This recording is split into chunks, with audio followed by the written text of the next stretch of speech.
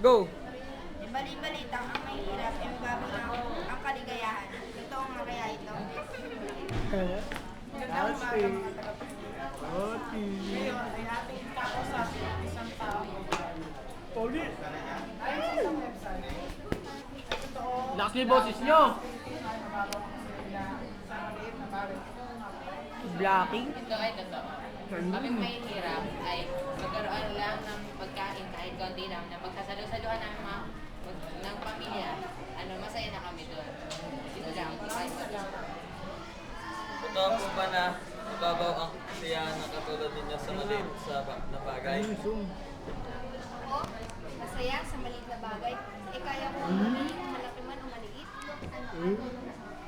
Para sa amin mayayaman, hindi namin kailangan maliliit na bagay. Hindi kami masaya para sa maliliit na bagay. Kaya namin bili ng mga kotse, bahay, at mga iba pa.